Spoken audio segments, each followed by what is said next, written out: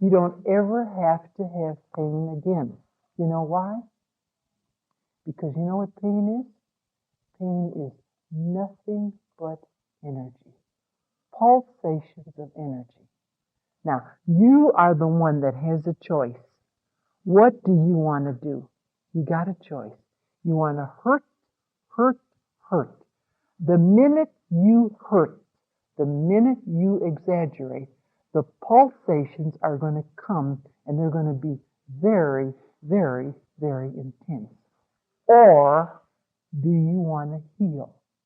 You can cut a finger, you can with a hammer, and you know how that pulsation, you feel the pulsation. Now you've got that choice. Do you want to hurt or heal? If you hurt and hurt and hurt, you then have concentrated on this. The blood is coming down, surging, and then it can, as I would say, it will swell because of all the rushing of blood. See, the body wants to heal itself. It always has. It always will, provided you don't interfere. But you interfere. So now there's a surge of hurting. Did you know, by watching this procedure, all you do is say, heal, heal, heal. Now, there are still pulsations, but they've changed. They are warm, throbbing, like just waves flashing. The intensity of the pulsation has dissipated, and there's warm waves of healing. When you do this, 90% of the time it once took for you to have a healing, I mean, it's 90% stepped up. And you can just sort of blow it off. Okay? So you're the one that's in control. Do you want to hurt? Then you have at it. Or do you want to heal? You've got a choice, hurt or heal. But until you have experienced this, until you have actually said, I proved it to myself, you may go home and say, that sounds interesting, but I'll put that on the back burner. Don't you dare do this, because that's what I did. I was brought up to know that if I fell down, then I might give cancer. Or if a bruise looks serious. Everything, we were brought up in this fear of if she had an appendectomy, that the neighbor boy had an appendectomy. It was just sort of a one thing right after, and right now I know it was programming because they didn't have that much to talk about, except their children had surgery, and his was worse because his almost ruptured, you see? Well, hers ruptured, and so she's got a little more to talk about, you see? So, one up on you, that's right. And listen, it was hell trying to overcome some of this bad program. And fortunately, some of that is obsolete. Unfortunately, some of it is not. And so you really and truly get all of this stuff in, and you are sucked in on it. And if you need it, have at it. One of the most profound, and I'm not saying I'm profound because all of you can do this, all of you are healers. My son was in college, and he called one day and said, one of the acquaintances' his wife had a, hysterectomy, and said she is bleeding. She can't, the husband is very, very, very concerned about it. Incidentally, I low-key these things. My sons will say, don't talk about what you're doing, etc. I'm in a different area here. I'm very many faceted. But anyway, he said he needed my help, or she needed my help. He said, the doctor is a little put out with her. The nurses can't handle what she's doing. She can't go to the bathroom. She's all hooked up, and she's crying, and when she cries, she's opening her stitches, and they don't know what to do with her. She just came out of recovery. Go over and see what you can do, mother. So I get over there, and here she is. I mean, she's just laying there, and she'd met me two different times before. But where was she sitting there in her private room, or her mother and father? The mother with this poor Barbara, Mom, why can't I do something for her? Like this. I mean, as long as you've got that, let's play it to the hills, kid. And I came in there and I said, okay. I said, all right, out, the two of you. The vibrations were so intense, this kid wasn't going to get well. She'd have been in there weeks. The next thing I did, I said, okay, let's snap out of it. I said, give me your hand, and I want you to give me your pain. And she looked at it. I said, yeah. I said, I can dissipate this pain. You can't. You have discomfort, but just give it to me. I'll get rid of it. Well, what's going on here? Who are you? And so forth. I said, I do this all the time. I am authority. So what you do then, you take hold of both hands of this person and tell them to draw out their pain. Okay? They are drawing out their pain. Every few minutes, no matter what you want to do, you set this up. It doesn't care. If you want to impress them, I don't care. All I do is go like this and it's gone, gone, gone. Just like if you have sinus problems, got a technique for you. Send them to Arizona and you've got rid of them. Put them out there in the desert so no one else has them. Many people have gotten rid of sinus. Just send them to Arizona. You don't have to go. Okay. Release them. Who needs them? You see? Okay, now she's given me her pain. And it's working. I said, what are you feeling? And I said, you still got those pulsations of energy. Because I know, I'm not going to give her a con job. I'm not going to tell her she doesn't hurt. But she sure is. See, what the body's wanting to do is heal, provided you don't interfere. So this energy's coming and it's healing like crazy. But if you're hurting, what you're doing, you're restricting. And so I said, you got those pulsations? Yes. I said, marvel, that's what I want to hear. I said, don't they feel like waves of water slashing? Honey, that's healing. Come on, let's heal. Let's get this healing going. Now, have you got all of this hurting from, yes. Now you feeling? Now, okay, let's heal. Come on. And in 15 minutes, she was just like this. And then, well, to urinate also, because if they used a catheter, it can be irritating us. Okay, now let's go ahead and let's release it. It's okay. And after 15 minutes, she was just laying like this, like a little baby. And I said, now pulsations. Now remember, as in bearing down, I can relate to this. There are cycles where you stop. There's nothing. And what I say, you recharge batteries. You recharge. Then comes another surge.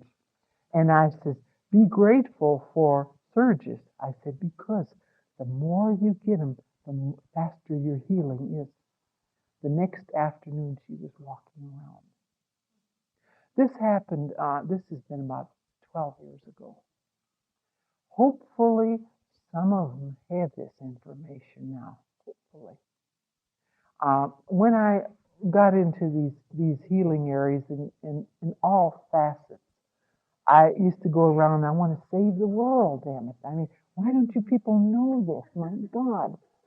What's taking these people so long?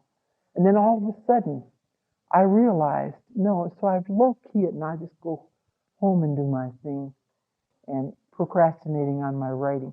Because there is so much, much, much that you can do to help yourself. When you know these things, share these things. And I get into color. I am a fantastic authority on body and organ language. Since I've been here a week, I usually, because I don't want to get that heavy. Yesterday I was in a session where everybody was crying. Last night everybody was laughing. When he first got in with the laughing, I got my laugh and went home. I didn't want the rest of it. You see? I'm going to choose what I want to do, you see. Okay, so what do I do with these lovely people I walk around and see? After I get to read them pretty well with buttons. Number two, I can patronize them, accommodate them, or I can accommodate myself. You're not pushing minds around. I want you to know. Because they all have that ability. They can accept or they can reject. Okay? And you can tell them this, accept it or reject it. Okay, then I watch people. I want to know where they're coming from, what's taking them so long, or where they're at. So the first thing I'm going to do is watch rings. Okay. First, what did the man have on last night? What was his name? Where did he have his ring? Anybody you know? What does that mean?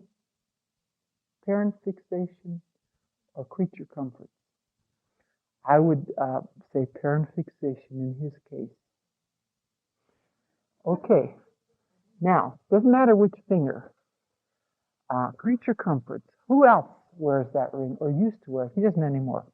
Sammy Davis Jr.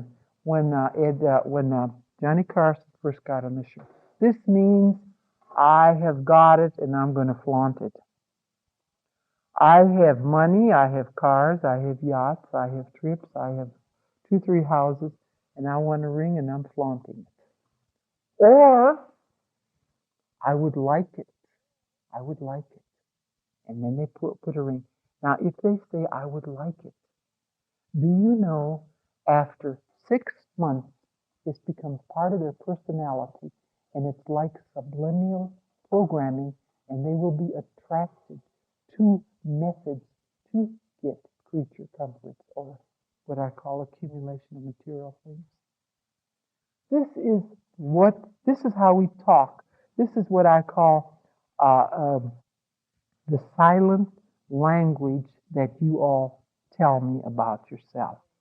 This next one here is the phallic symbol or the marital status. A ring on this finger means marriage, or, well, the only thing it does, let's see, there are 2 types of people, the 7-day Adventists, and there's another one in Holland where they do not wear rings, so this does not apply only to those 2 cultures. It applies to the rest of them because this is what I call race consciousness. We have always worn rings on our fingers from Egypt on way on back, even in Russia, Prussia times, into Mongolia. I can go way on back. But rings were always sort of a status. So we're pulling from that, our ancestors' creature comfort. Pulling what I call race consciousness. So this was then put on as the for marital status. Now, any of you have detergent problems or had in the past? Any of you take off your ring, the women, at night and lay it on the nightstand? Because if you do, this means I am married, but the part of the marriage I do not like is the sexual part, and you will put this down. You will also, and I'm not going to say jump into conclusions, because what I'm going to say to you is, before I do analysis with a person or an observation, there must always be 3 things that I will recognize before I will say, do you realize that you have already wiped your husband out mentally? Okay? If they come, say, for counseling, and they'll sit down, and it's the first time they've known me, so it takes a little while for rapport. And usually it won't take long because I know what their needs are. You make them comfortable. The second thing, I will look at their fingers. And if there's no ring on the finger, and I said, just need a little information here. How long have you been married? I've been married 13 years. This is a recent case history. Marvelous. Does the ring, I noticed you don't have a ring on your finger. Yeah, I forgot it. And she says, I don't wear it much anymore. And I said, well, when is the time it was uncomfortable, or was it tight, or when did you not stop? 2 years ago. Then you better believe 2 years ago there was a traumatic situation with that woman. From that point on, she does not recognize the marriage. I've had clients that flushed the ring down the commode. That's what their marriage is. I've had a woman that came to me on the referral because her doctor couldn't do anything. She had allergies. That she wore a neck here and slacks to cover up the red whelps that she was allergic to. She wasn't allergic to anything but her husband. I very, very seldom recommend divorce, but I said, honey, you either get out of that environment or you strangle, because it had already gone internal, in. It was that bad. But okay, now I want to know why. What the heck triggered this thing? And it's usually an emotional thing. She had a fantasy of when she got married, this guy's going to take her off on a white horse. She's going to be pure. Nobody is going to touch her until she has that marriage certificate. Okay. So when she met what she thought Mr. Right, he accommodated her. He was in heat all the while. And she knew this, but I'm not going to do anything till I get that marriage certificate. And he was an idiot. Well, let's say he was immature, and it was a sad situation because the guy's nice. I knew the guy. But what happened was they'd been dating 6 months, and finally she got married. She got married in white. She's one daughter. And I mean, they had the church where they had the biggest thing, and she is everything she fantasized, just like this. And what did this guy do? After they said, I do, he gulped his drink, and it was sort of like revenge. I call it sort of immaturity. They got in a car. They were going to go on a honeymoon. He got 5 miles out of town, turned into a sleazy motel, pulled her out, threw her on the bed, and he said, okay, you've got the license, and I want what I want. And he raped her. Okay, that was the start of her marriage. That was the night that she took the ring off and cleaned it in solution. That's 2 weeks later, she flushed it down the commode. The next time, she put it on the window ledge, and the incinerator gobbled it down.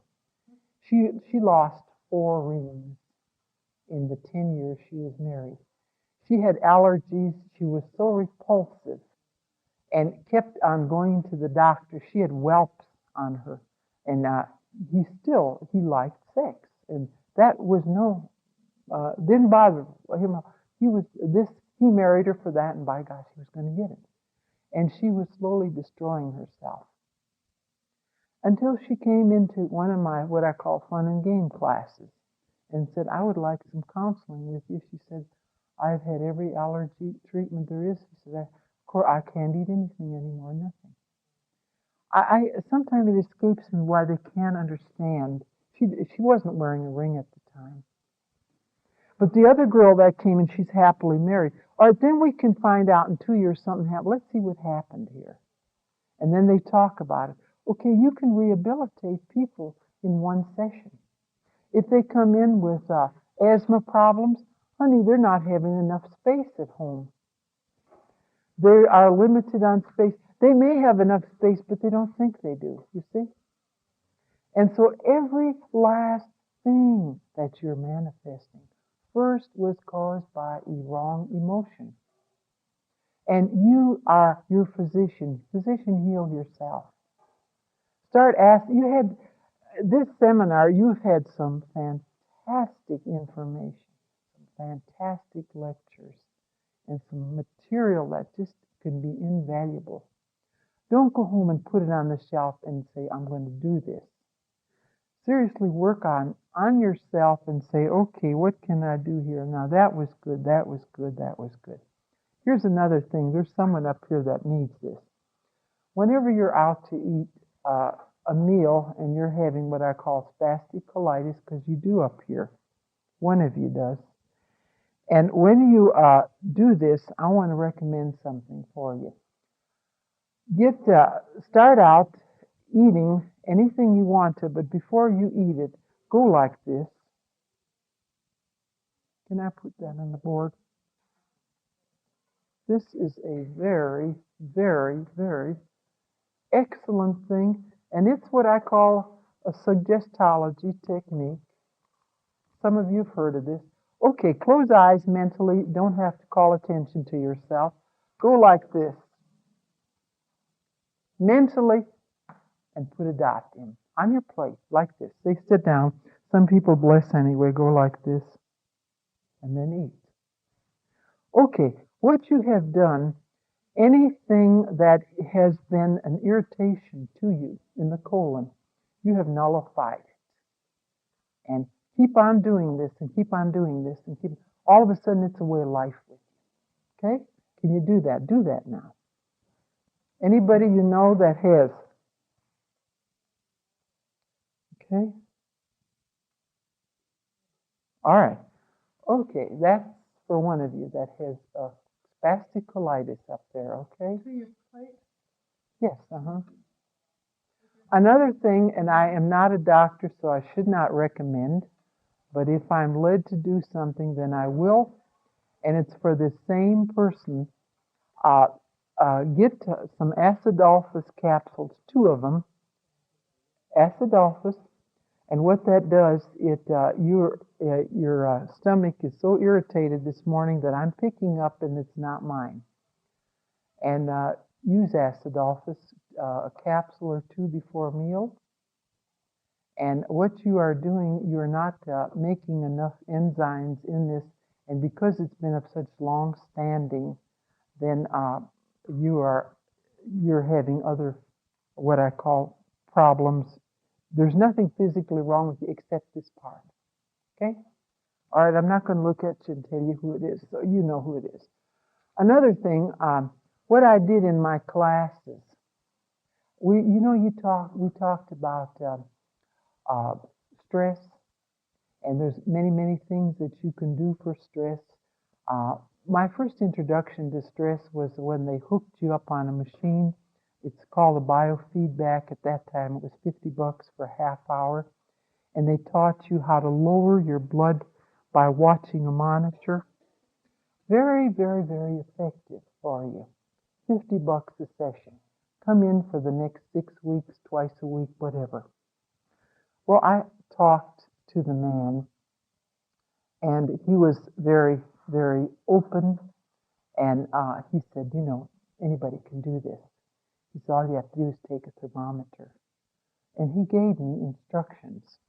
So I went home because I teach a lot of classes, and I wanted you to know how simple it is to control your stress. I called it a stress alert. Got these wholesale, 1,000 of them. Now, taking this, and I even put this up here. Here is putting this finger and this finger here, and then just closing your eyes for maybe, say count to 100. Now, then open your eyes, and if this is in the red area, you have a stress. If it's in the blue area, marvelous. If you have stress, which many, many people do, unfortunately, because of our society of so many things we're plagued with, then I say, okay, what you then do, and this is so simple, pretend like you're in front of a fireplace, put your hands with the warmth, or lay them in hot water. It only takes you maybe, say, 20 seconds to do this. Then get up here and watch it go back into the safe area, which is the blue area, the neutral area. Now, when you're doing this, this is just sort of a little tool because people like little things to play with. There are explicit instructions, and these are only $3. No, $2 if you want one. If not, make your own. But I made them, as I said, for my classes. So when you do this, and I don't want you to become aware of stress alert just for the time being. Now, after you have done this, and then it can be a way of life with you. If you want to do something for at least 3 to 6 weeks, this includes taping, listening to tapes, programming tapes, then you have incorporated into your personality And then it's a way of life with you. You won't have stress anymore. If you do, then that just sort of surfaces back to you, and you know that you can eliminate it. But initially, we do start out with a technique. And after you once learn, then it's part of you, you see? Just like these rings become part of you. If you don't like them or they're significant to you and you want to change it, then go ahead and change it. This is a wanting creature comforts or parent fixation. If your ring is, if the finger is also crooked, more parent fixation. What will people say? Is usually your attitude in your environment. And parent fixation, I want to please my parents. This one is phallic symbol, marital status. Also, if you are sexually aroused by a hunk of man, and it doesn't necessarily have to be your husband, because Paul Newman used to turn me on, but now it doesn't matter anymore. But you will roll your ring. You'd say it's a habit with you. It is, but you're toying with the idea, hey, he's a good hunk or whatever. Okay, you're toying with that idea. Now, the strange thing on this is, even if you know what I'm going to share with you now, do you know you're still going to do it until you become aware of it? A couple of years ago, I was up in Detroit, Michigan, and I was at a church, and this minister had heard me lecture. She says, Helena, I like you have so much information, but she said, my group here, she says, try not to say they're in heat or some of these other little things that, I call it the way I see it sometime, And so I said, well, really try to watch it. And she said, another thing. She said, you talk. You can talk 8 hours. And they have to go to the bathroom. And I said, well, usually I know when they have to go to the bathroom. And she said, but we're limited on time here. And so would you mind if I have one of these little bells? And when it's break time, she does the ding-a-ling. Well, just looking at her, I knew she was a Mother Superior, lifetime after lifetime. And she controlled those little penguins. So I said, well, this is your church, so I'm going to, go along with you on this. So we're talking about these rings, and we're going down the line. And she'd heard my lecture, remember, twice. She'd gone to New York, and she heard it again. Now this is the third time she's heard it. But this did not apply to her. Mm-hmm. So now I'm talking about the phallic symbol here. And I'm talking about the Johnny Carson show because that's a classic. You can watch, tell you what you do. When you see this, look at the eye contact, and then you can pretty well to see who is upsetting who you're turned on with. You can do this while you're watching television. There's some hunks there, You can do it in church, Women do it, men do it. That's universal, kids. Nothing wrong with it. Except now, here it is time, and I have talked about my things, and all of a sudden she comes up, little bell rings, and that means wind up, we got to go to lunch. So she walks up like this, and she said, some of you have come a great distance, and we're having lunch for an hour and a half. Now, I want you to know that there is a Whataburger 3 blocks up the way here. There is a steak place, that's pretty good, and then there's a fish place. And she's going like this. She's going like this and directing for everybody. All of a sudden, I'm standing there and I'm laughing, and some of them are snickering and going like this and continue to go like this. And all of a sudden, she knows there's something wrong with the water. Then she looks down in her dress, and her hair, and now she's concerned. Finally, she says, any other questions? And everybody's laughing now, and they're getting up. Now we're walking out, and she's beside me, and she says, what was that all about? And I said, we all now know that you have the hots for that guy up in the corner. She was absolutely unglued. Well, what was so funny was we're walking out, they're still laughing. This boy is up there and he's going like this. So I had nothing whatsoever to do with this, you know. And I said it was one of her followers, but she, red, white, and blue. So she knew this. A couple years ago, I was in California with Polly Bergen. We were doing a talk show, and this MC, usually I did 2 shows yesterday, but it was completely different.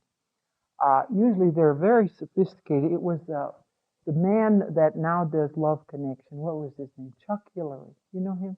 Chuck Willery? Handsome hunk guy. Okay. Now, Polly and I are sitting there, and they never come in before the show because they usually ask leading questions and they won't. And it was an hour show. She and I are going to do this thing. And Polly's very tuned in. She was advertising some of her facial creams and so forth. We were sitting there and swapping stories and so forth. All of a sudden, Chuck walks in with his pancake makeup on. I mean, he said, I want to come in and see the gals. I think we're going to have some exciting show this morning. And I looked at Polly and she looked at me and we both went like this. And I said, what's your problem? I said, I haven't been with my husband in 3 weeks. She said, oh. And he then, with his pancake makeup, was bright red. He says, what are you gals doing to me? And he walked out. It's hysterical. And I said, where'd you get that information? She says, honey, I know everything. It was delightful, absolutely delightful. So yeah, you can have fun with it. You got to have fun sometimes. How am I doing, John, on time? We need another break? Well, anybody want a break? What time is it?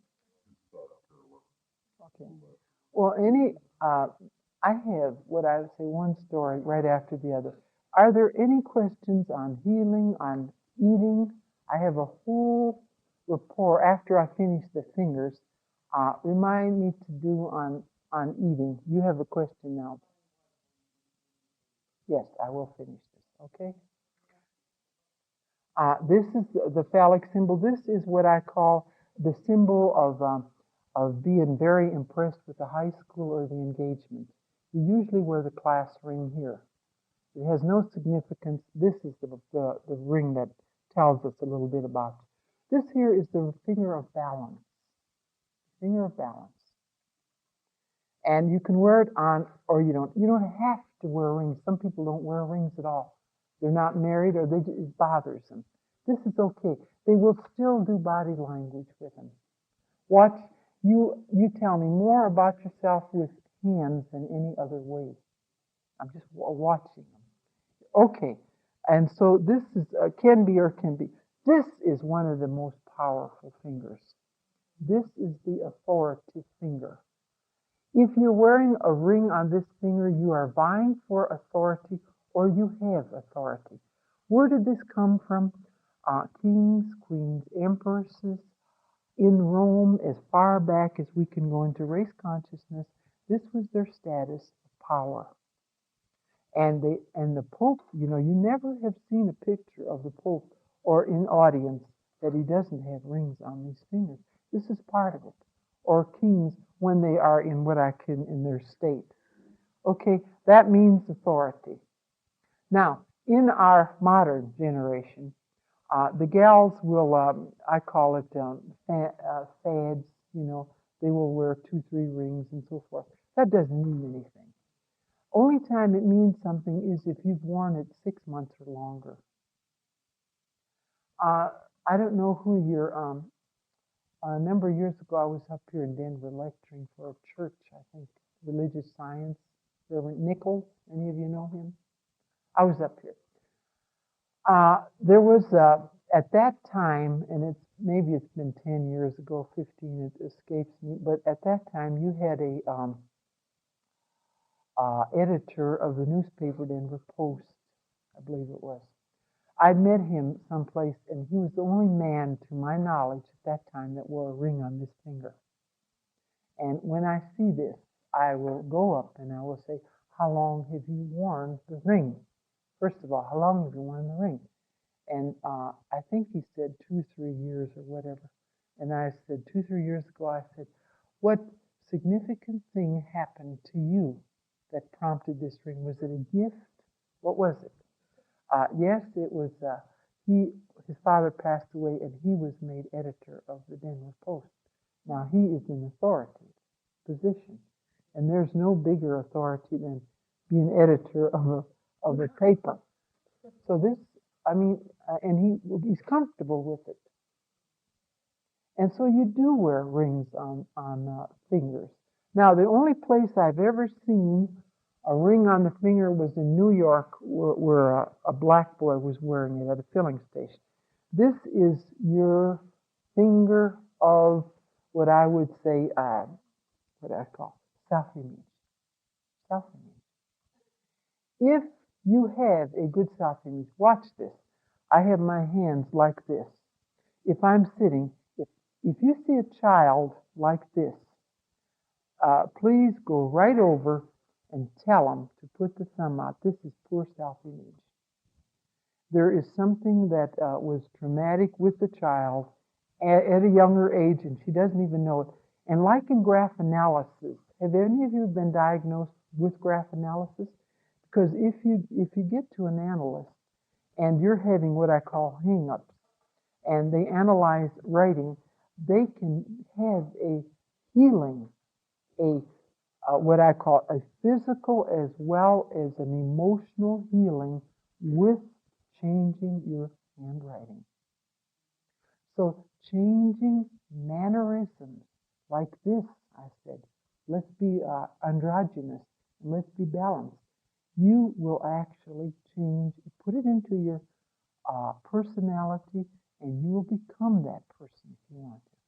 While I'm talking, anybody goes like this means they're doubting what I have to say. And I want you to discern what I have to say. I like that. Any of you that are sitting like this means you're very comfortable. And I want you to be comfortable. But the minute that you go like this, then I am responsible, because what you have done now, you have accepted the latest tidbit that I just shared with you, and you like it so well, you want to incorporate it in your awareness, and you go up and go like this, and you've accepted it. You will do this throughout the lectures.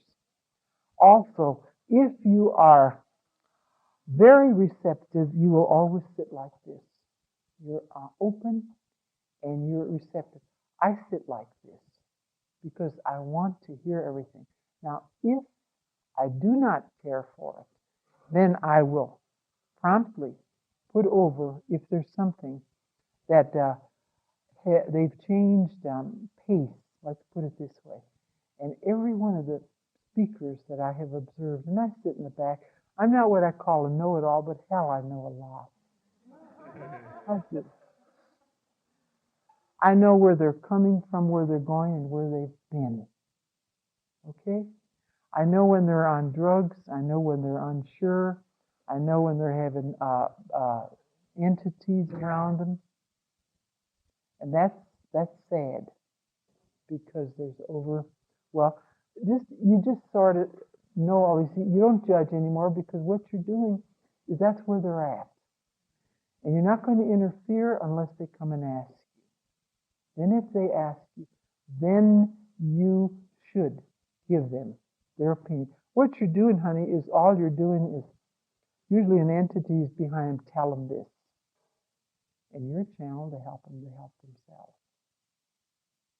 So you don't judge anymore, but you do pick up a lot of information. That's why I said, and my husband reminded me, you can't save the world.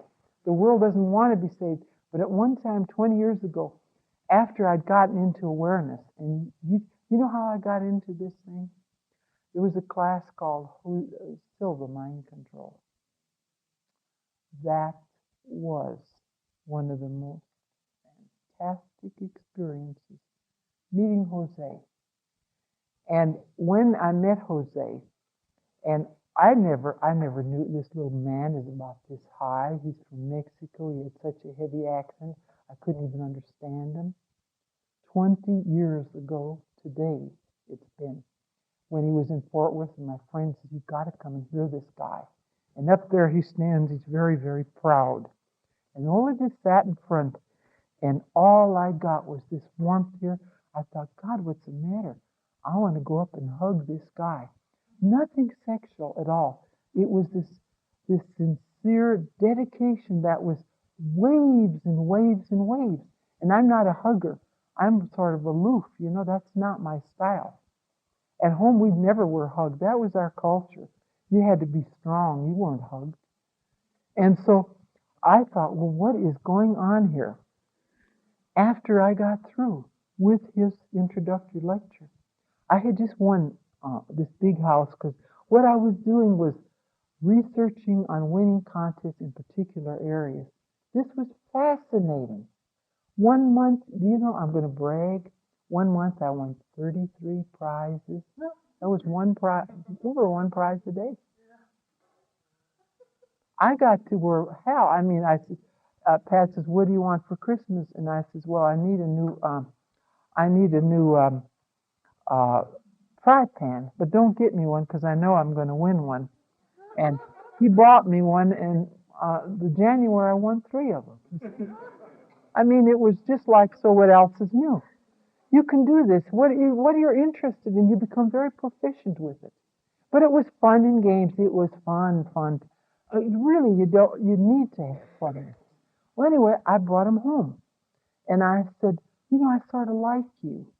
And his class was $150 at that time. I said, there's no way anybody that I can't even understand is going to get $150 from me. Well, I don't even know what he's talking about. So I brought him home, and I gave him tuna salad, and we sat there for 15, 20 minutes. And he said, I've been led to open areas. He says, I have nothing new to offer. I only have a review, but higher intelligence tells me I must offer it.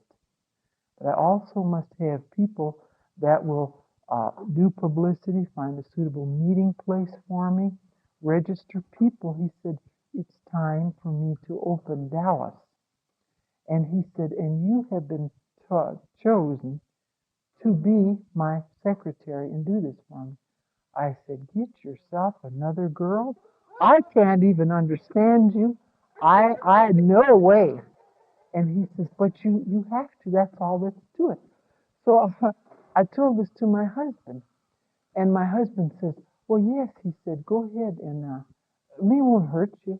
So he says, okay. Then I had the free class. And we started out. And when I got through with the class, and all of a sudden, he's coming in. We have 53 in our class, 88, whatever. I had no intention of getting paid. And I swear I didn't even think about that. Every time he left, he handed me $1,500. And I said, he says, this is for you. And I said, I can't take that. I don't want that. He says, you must. He said, you are a skeptic, and higher intelligence is giving you money. You go all over the world, Helen, 10 times whatever it takes. Take every class, do everything you want to. You have to be in this book. And that's how I got. My first thing was I went to see Dr. William Jennings Bryan Jr. I was very frugal, and I thought, Dr. Bryan is going to be in Las Vegas, and I'd gotten his literature. His class is $200. God, I'm not going to pay $200 for a class. But the woman says, oh, you've got to. And I thought, if I have to, higher intelligence is going to have to make me know it. Here I have my $2,000 stashed over here. And so what do? I read his literature. It said, there will be one person I will entertain as a scholarship. I sat there and mentally talked to him, and I said, I'm going to write you a letter, Dr. Bryan, and I want to be your scholarship. And it's specified you had to be a medical doctor, a practicing attorney, or you had to be an RN before you could get into his classes. This man was the most fantastic person on awareness. Jose and he were my mentors. And so I wrote the letter. 3 days later, I got a telegram from Dr. Bryan. You are my scholarship. I am anxious to see you. Anybody that could write a letter like this, I'll meet you in the bar, kid, when you come to Vegas. And I walked in to the Stardust Hotel. This big glob of a man is standing at the bar. There are about 100 people there, and they spill over out into the hallway. I just walk away. Look, he walks up. He says, "You got to be my scholarship." This guy had ESP that would not quit. He was the one that instigated, if any of you are in the healing arts, P-tapes. You know what P-tapes are? Personalized tapes. They are the best kind of a tape if you're doing any kind of counseling or work in self-image or whatever. They're sold out here. These tapes are excellent.